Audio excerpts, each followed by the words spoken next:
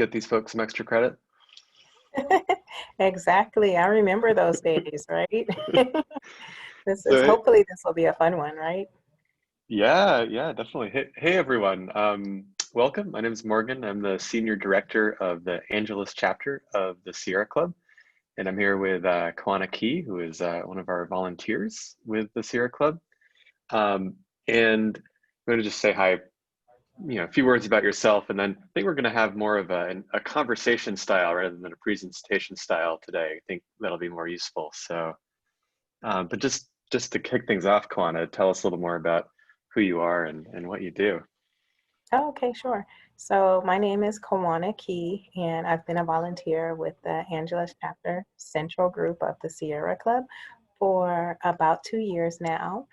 I initially was introduced to the central group at an outreach event in Watts, California, and it was there I became aware of the issue with the Inglewood oil fields, which is in my community by Kenneth Hahn Park. So I had grown up living in the Baldwin Hills area and heard a lot about the oil fields, but I am embarrassed to say I didn't know it was harmful. So I'm very concerned about environmental issues. I'm a mom and I wanted to do something to get involved.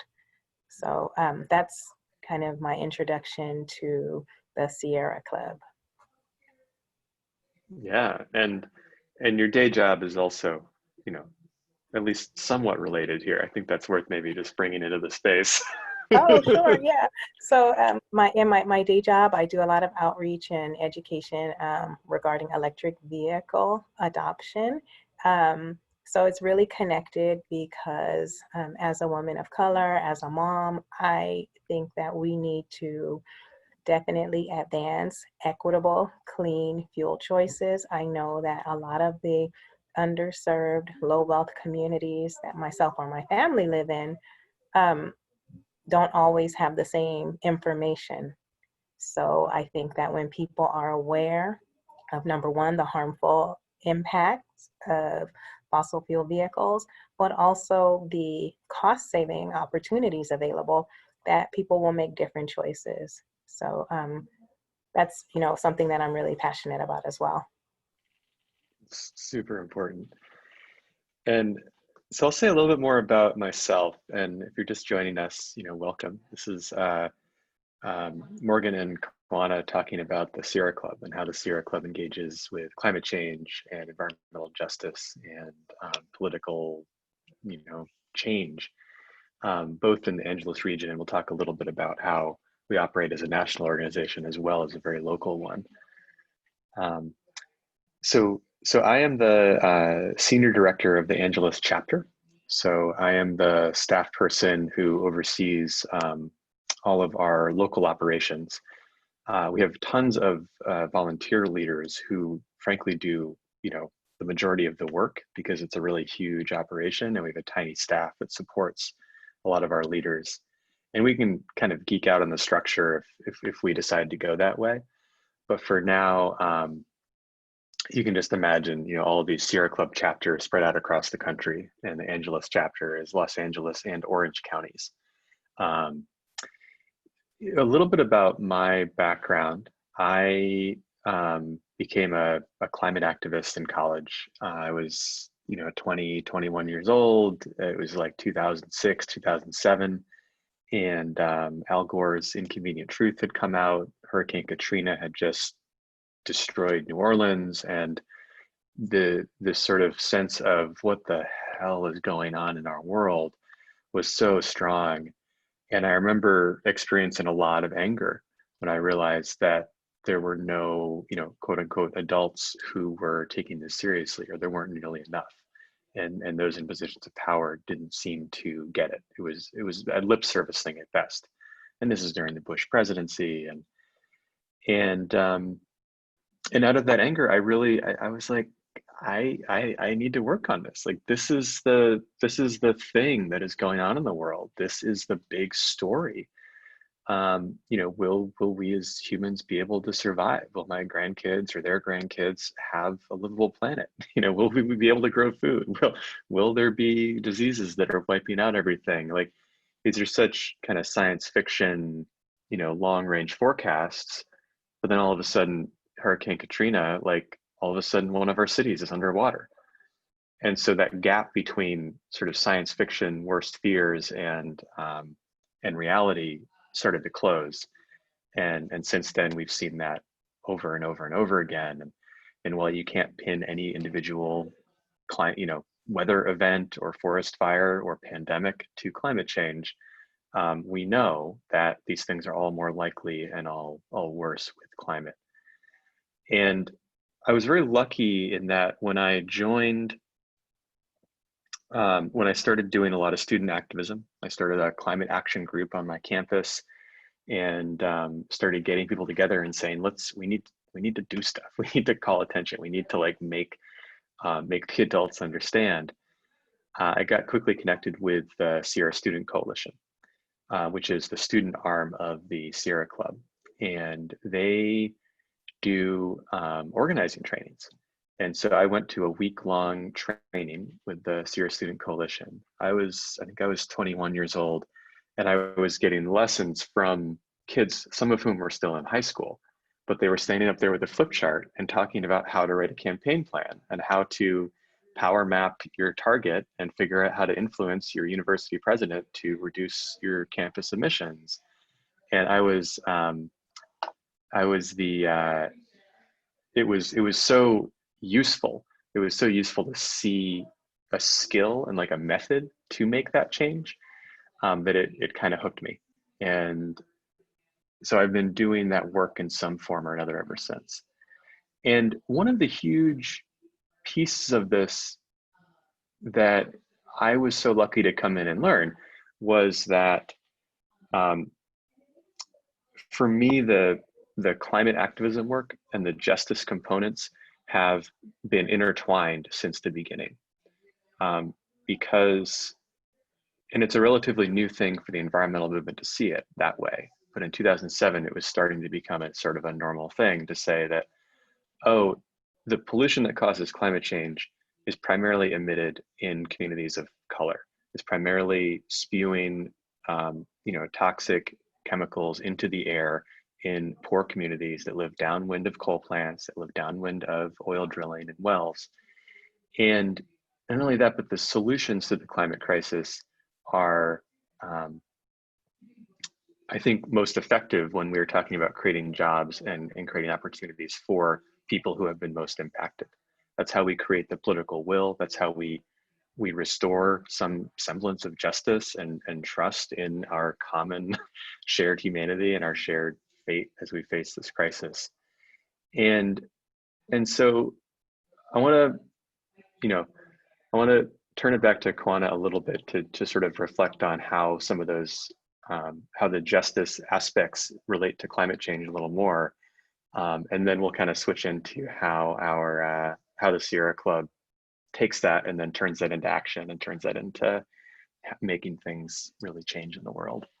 So, Kawana, tell me a little bit more about how you've kind of come to understand how justice and climate are just so intertwined.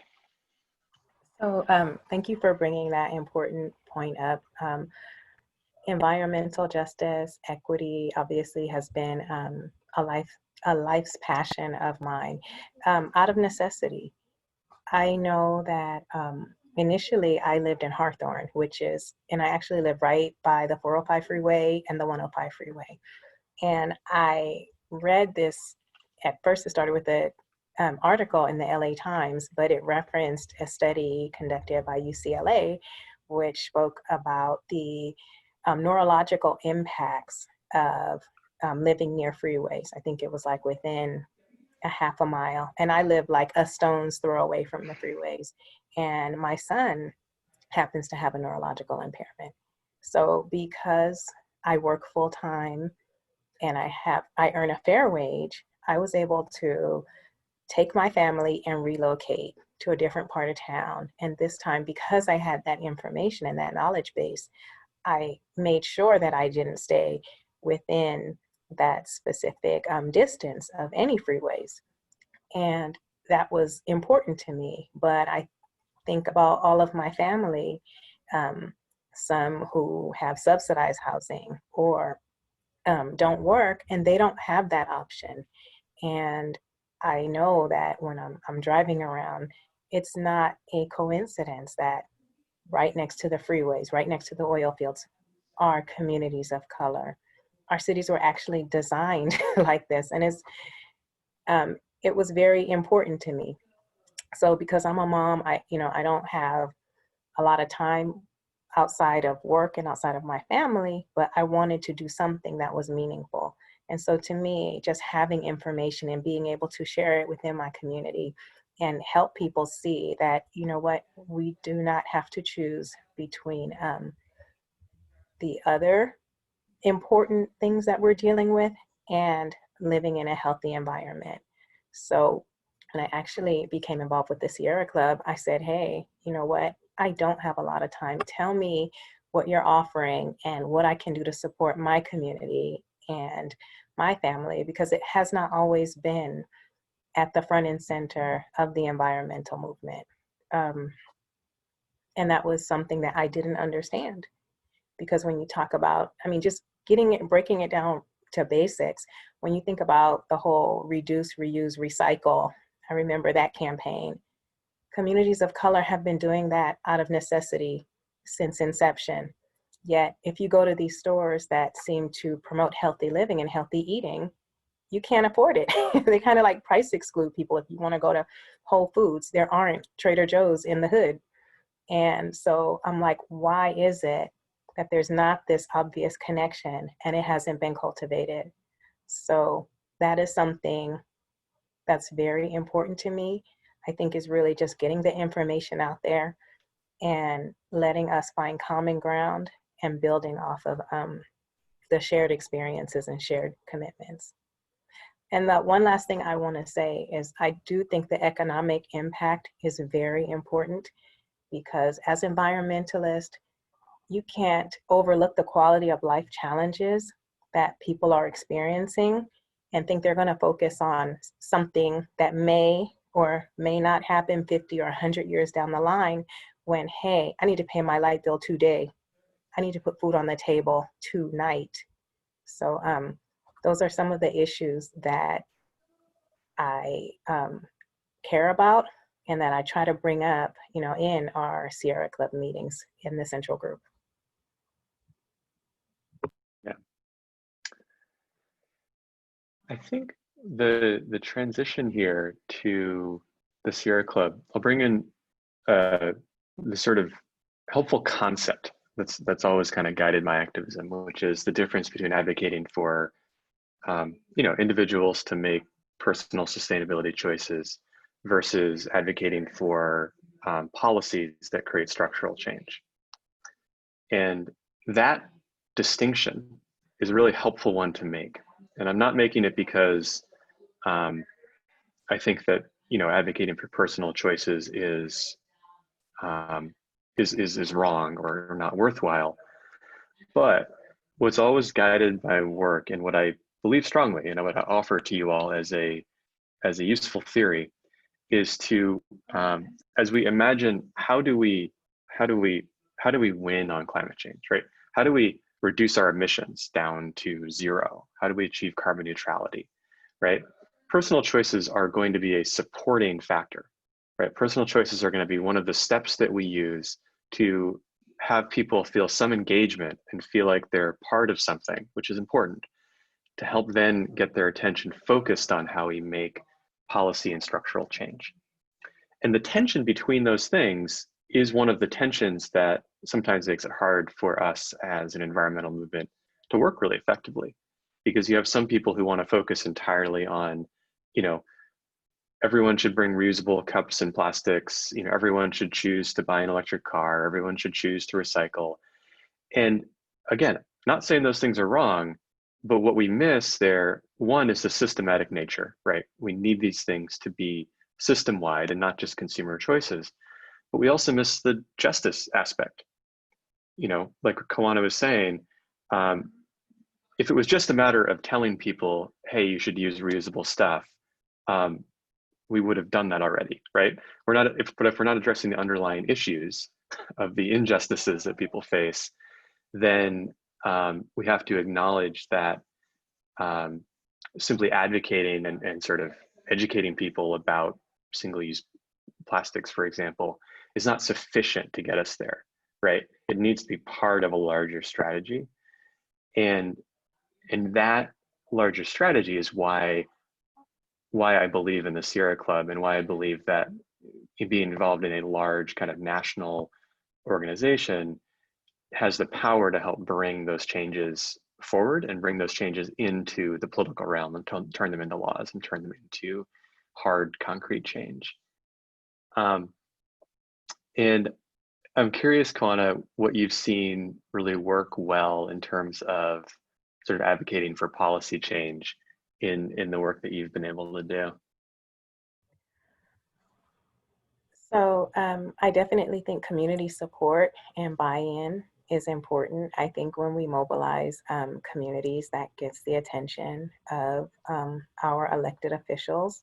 But also, I'll take the example of the Inglewood oil fields. I think that it's not enough to have the Sierra Club with people who don't live in the community coming and speaking about the importance of banning, the oil fields, are actually having a setback, a buffer zone, right, for human health. You have to have people who actually live in the neighborhoods and who are impacted, because that's what the other side does, right? One of the main arguments with the Inglewood oil fields is that, oh, these create good paying jobs. For me, and this is just my own general knowledge and based on personal experience, but I've been in the Baldwin Hills area for, I don't know, almost 40 years, right? So like 35 years. I've not known anyone whose family worked at those Inglewood oil fields. And none of my friends, I've asked all of them, have never known anyone who's worked there. So there are jobs, I'm sure, but they're not people from the community who are living there and who are suffering the detrimental effects of the proximity to these oil fields day in and day out. And then there's a different standard for workers because they're there for a certain amount of time and they have their personal protective equipment on. And so their exposure definitely isn't as prolonged and intense as the people who live there and who play there.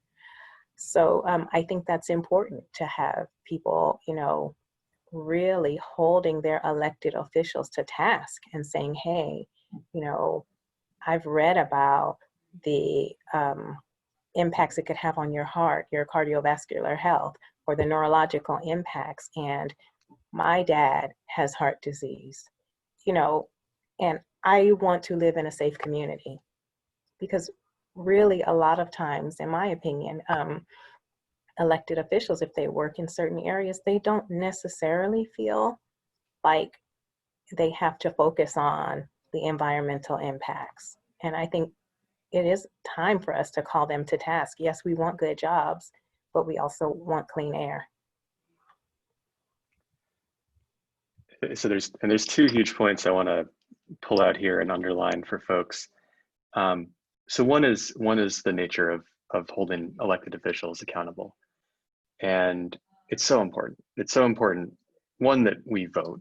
That's a foundational piece that we do a lot of work to educate people. But one of the powers that the Sierra Club has is that we endorse candidates for election. And we have a volunteer-driven political committee that interviews candidates, sends questionnaires, and decides which areas might be strategic for us to endorse candidates in. And then we have a process to verify that.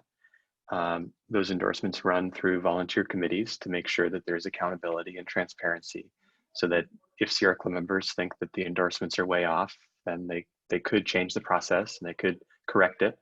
And that's what keeps us accountable to our communities and to our people. But that when we endorse candidates, then we go out and work we work to get them elected, and we work to fund their campaigns, and we work to turn out people, and work to educate our members about why these people are environmental champions. And so in the long run, that gets us elected officials who are more likely to care about the environment and be responsive to our concerns, and who we have relationships with, who we can work with to help to pass policies. And so we are political. That is absolutely a necessary part of this work. It's hugely, hugely important. And the second principle I wanted to bring out of what Kawana said is there's a document, a set of principles called the Hermes principles. And the Hermes principles for environmental organizing or democratic organizing are a series of principles that were agreed upon by the predominantly white environmental movement and communities working on environmental justice and communities of color that have been fighting local pollution for decades. And that set of principles is one of the things that's helped to bridge that gap, because there has absolutely been a gap. And the core of those principles is that the people most affected by the impacts of pollution are the people who should be speaking about the issue, whose voices should be centered in the fight, whose solutions to what we should do about these problems should be lifted up and focused on. And so as we do work as the Sierra Club, we are in a constant evolution to bring ourselves more in line with those Hermes principles. And we believe that doing so is one of the most important keys to our success. And so I love hearing about the work that that has been done in the Inglewood oil field, because I think it's a really perfect, well, it illustrates the example really well of why that's so necessary.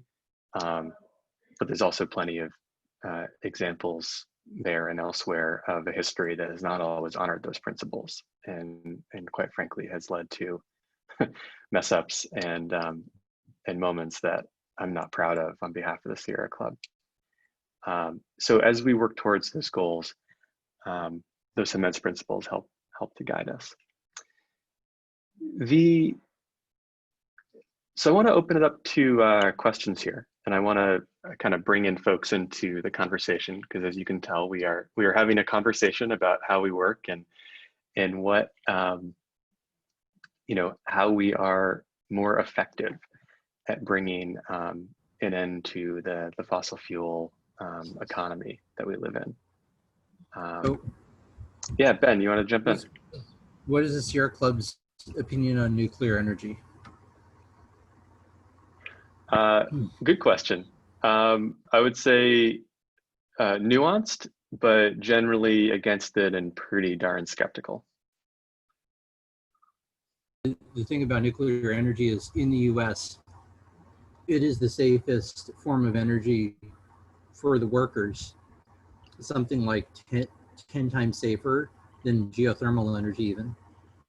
Mm-hmm. And, if it's done, everything's done right. So no Chernobyl, no Fukushima. If the plant is placed well, it's also one of the more environmentally friendly forms of energy.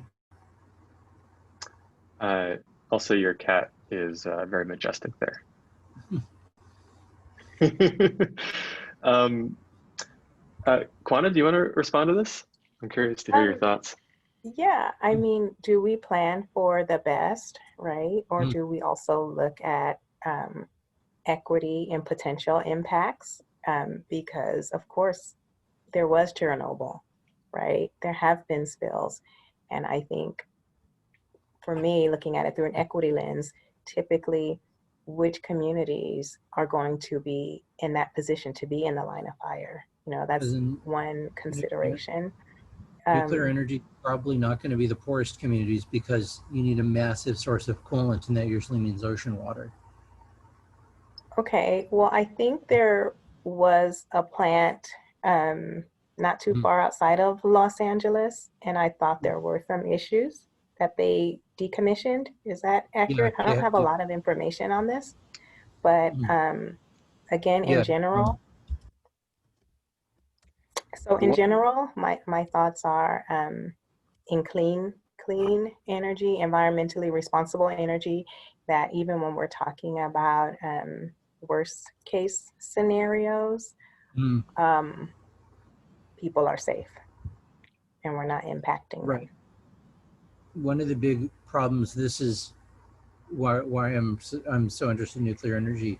One of the big problems with alternative forms of energy is that energy storage takes a lot of resources, and that every alternative form of energy, geothermal, solar, whatever, takes some very large degree of rare earth minerals, as well as huge amounts of just iron and concrete and all that. So what is your take on that, on the environmental impacts of clean energy that are, Well, let me. So it's, Yeah, I was gonna zoom this out a little bit to the process of how the Sierra Club works because you know I I don't have the capacity to kind of do the analysis myself. That's one of the benefits of being part of an organization that has those resources.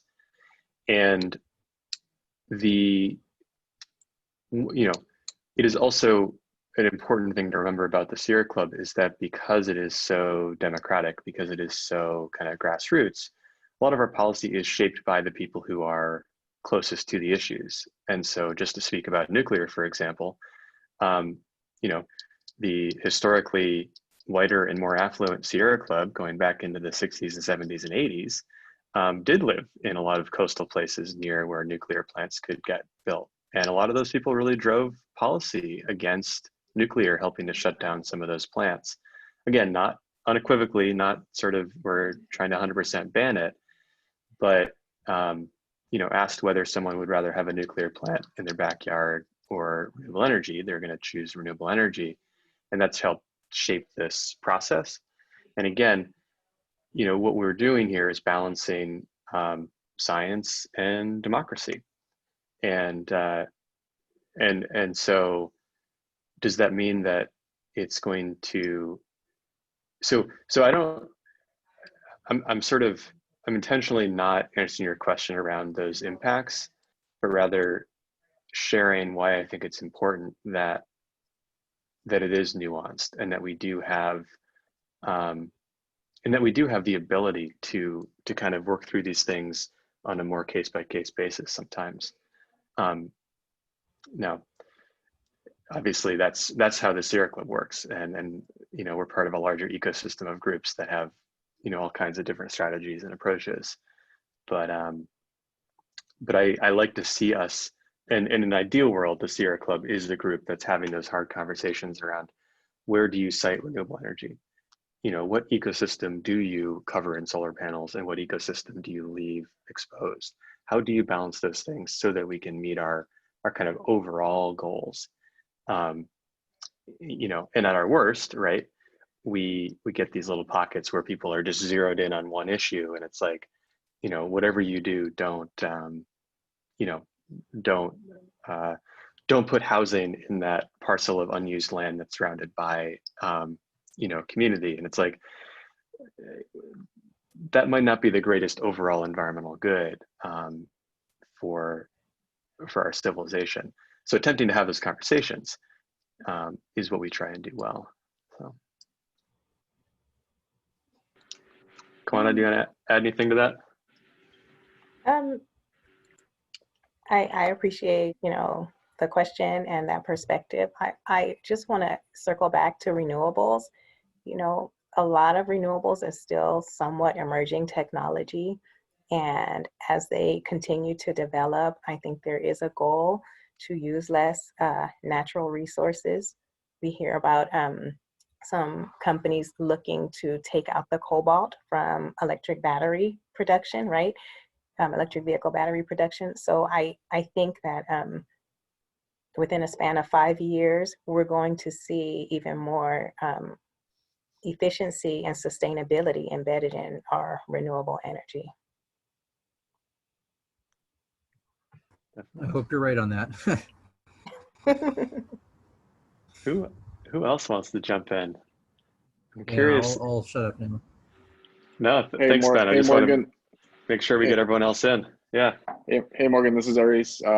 just gonna throw in a couple of thoughts on that conversation too. So generally speaking, especially with the wildfire situations and resiliency issues related to those, the state of California, LA as a region is really doing a lot of work to move toward more distributed energy generation rather than centralized or focused power plant generation. So that's why you see a lot more distributed energy resources within urbanized areas, developed areas, and that's really made possible with renewable sources like solar PV.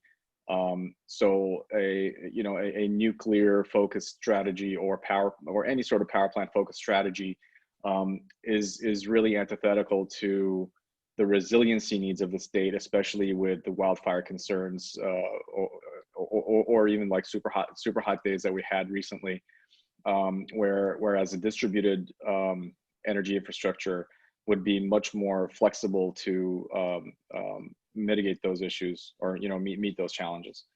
So just from a regional and statewide perspective, there's already mandates and legislation on the books requiring California to go to do zero carbon electricity generation by 2045, 100% zero carbon, which generally with today's technology generally means renewables and solar PV. And there are poor environmental consequences of nuclear plants as well. The young gentleman did mention that they need to be usually located on a coast or near the ocean, and there have been documented negative effects on marine biology when they use what's called the once-through cooling method for cooling down those assets, and that's actually one of the big factors that led to the shutdown of the decommissioning of the San Onofre generating plant which is kind of between about 2/3 of the way from LA to San Diego. You can pass it if you're driving, and you can see it from the road.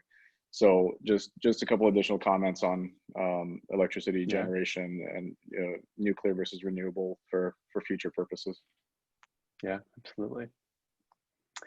Marla asks about Exide in the chat, and this has been a big topic just even the last few weeks.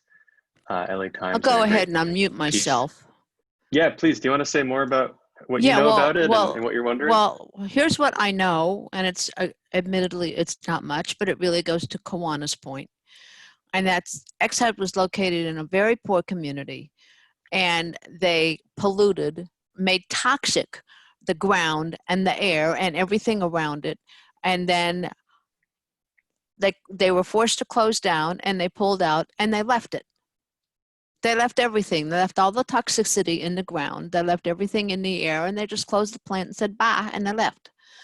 And nobody is stepping up. Nobody is stepping up to clean up the mess that Exide left in its wake. Mm-hmm. Not the city, not the state, not the EPA, nobody. What's going to happen to these people who still live there and they have no place to go? What happens to these people? They can't move. They can't leave. They haven't got the money. They haven't got the resources. They've got nothing. Where do they go? What do they do? Who's going to protect them? I've spoken my piece. I thank you. Appreciate that. Just holding space for that, because there's so much pain and suffering that is, over generations of this toxic economy that we've constructed, and the poorest and the Black and brown communities have borne, far and away the worst of it.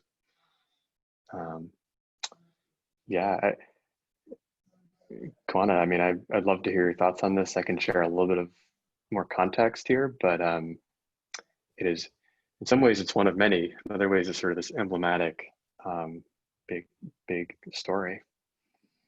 I think so. I don't have a lot of familiarity with the issue, but in general, what I think is a lot of people tend to associate oil spills or environmental hazards within communities as something that happened in the 70s, right? You hear about with the gas and the oil. For me, the fact that this is still happening today and that we have kind of elected officials or, you know, the feds, whatever you want to call it, who would kind of support a plan to allow communities to be left harmed, or with the state needing to come in and step in and fix it. I don't understand that. And in general, I think that this is just another example of how our under-resourced communities that don't have the strongest voice, they don't have the means to advocate, to number one, have never allowed, you know, this facility to be there in the first place. And now when it's you know, things didn't go well, they're left to still feel the impacts again, you know. And I just think that when you have the resources, when you have the connections, it leads to better outcomes. Um, People want their kids to be safe. I think, you know, in general, that's what this is all about. Everybody wants to raise their kids in a safe neighborhood. And how do we empower people who live there to do that and support them as well? There was a hearing last night that I believe it was a federal hearing on the bankruptcy proposal, which is terrible, right? The bankruptcy proposal is the proposal that would basically abandon the site and not do any cleanup. And there was a hearing last night on that proposal, and I know the hearing went on from 4 p.m. until 9 p.m. And the Sierra Club's Environmental Justice Committee organized a bunch of people to be on the call making comments, and the vast majority of comments were from local residents who were directly impacted by the plant. Now, is that ultimately going to help solve it? We know that the government is capable of holding hearings and then not following through, but that's one of the ways that the Sierra Club has engaged in that specifically.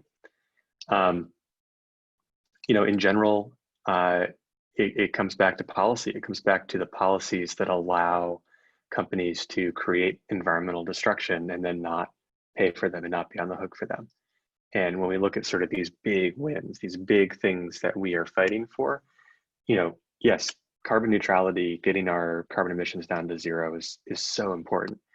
But creating equitable laws that ensure that any company that's doing something that's potentially polluting has the ability to clean it up is one that, you know, we want to stand behind. I want to. So anyway, I have a story that I want to close with, but we'll take some more questions here.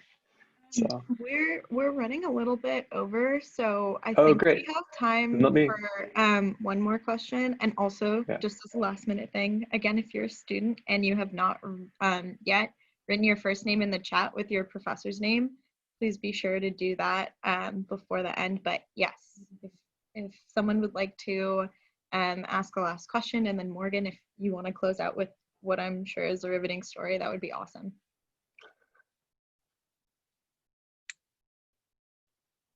And if we don't have questions, I have one question, and that's basically, what do you think is, you know, a meaningful way for students to get either involved in the Sierra Club's work specifically, or in like climate action and justice work right now, especially maybe from home?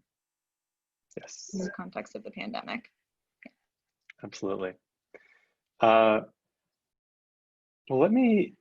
so the story I was going to share has to do with cleaning up pollution, and it's a victory that we had just a few weeks ago. And based on some of the relationships that longtime Sierra Club volunteer leaders have with some of our elected officials, we were able to propose a motion to the LA County Board of Supervisors that we were calling the Just Transition motion. And LA County Board of Supervisors a few weeks ago unanimously voted to create a task force with the Sierra Club and the United Steelworkers and the Building Trades Alliance.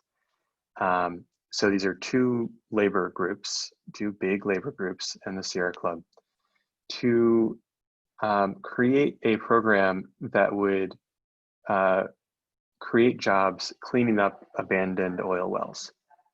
So there are several thousand abandoned oil wells in LA County, most of them very near homes and schools and communities. And an abandoned oil well is still leaking gases. We know this, that living near an abandoned oil well, even if there's no activity, still poses a risk. And a lot of these companies have gone bankrupt. A lot of these wells are orphaned or otherwise have no owner. And so the LA County Board of Supervisors saw an opportunity to create a program creating jobs that are highly skilled and require people who are competent and are going to be earning very good wages to clean up those wells. And there's years and years of work to do because there is so much damage. And the motion was passed unanimously because of those relationships and because of that ability to kind of organize and mobilize and focus the attention and say, this is the right strategy we can do right now. So I hold it up as a win because it's an example of not only working in partnership with labor unions, it's so important, not only creating jobs that are solving these problems, but also going back to politics and the fact that we endorse candidates and we get involved in races. It helps give us these opportunities. And all of this, a lot of it was driven by volunteers. A lot of it was driven by people who are committing their free time, like Kawana, like the vast majority of people I work with, to chipping in a little bit and saying, I don't have all the answers, but if I join this Sierra Club committee or this Sierra Club group or this effort, then I know that I can plug in and I can learn things and I can grow and I can meet amazing people. And there's a famous quote by Margaret Mead, who says, never doubt that a small group of motivated people working as a team can change the world. In fact, it's the only thing that ever has. And so that's my pitch. And I'd love to hear kind of addendums or thoughts to that, Kawana, while I dig up a few links that I'm going to post in the chat for how folks can get involved. But add to my first draft version of why folks should find a Sierra Club committee to join. Yeah, definitely. I haven't been with the Sierra Club too long, but during that time, it's been meaningful, right? Not only for me personally, but also for my kids, right? I think we all have our personal reasons why we want to be involved in something, that we're passionate about something that's important. And for me, with everything going on in the world, I know this is my small part. So one story that I share, which I think is a win, is, I drive an EV.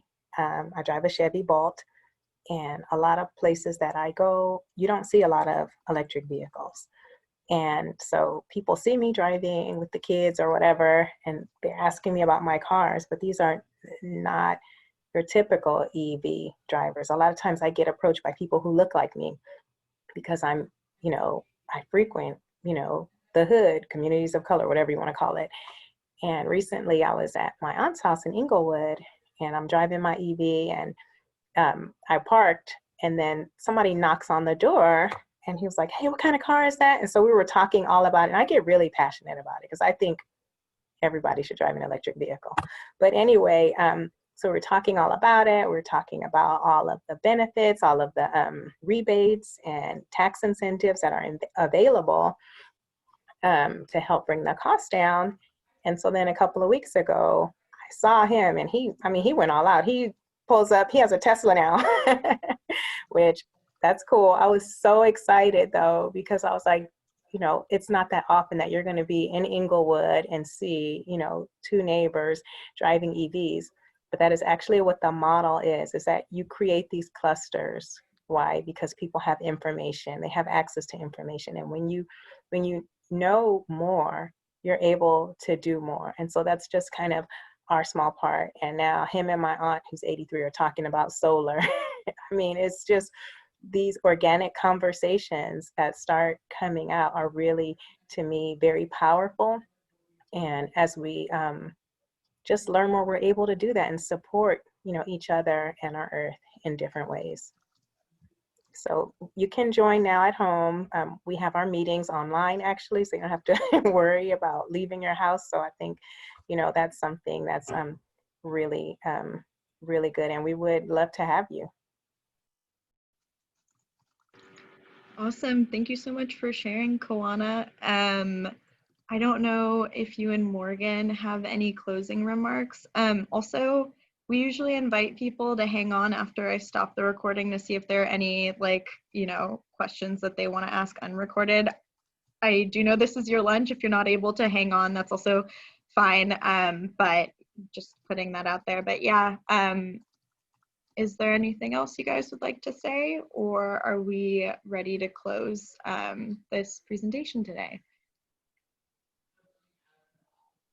That was it for Thanks. me. It's been wonderful. Oh, sorry. Yeah. I was just going to say thanks everyone for being here. I really appreciate the chance to chat, and I hope it was helpful. Yeah. Thanks everyone for joining us today, and thank you for all of the audience participation. It was really stellar today. So thank you for being here. I'm gonna go ahead and stop the recording.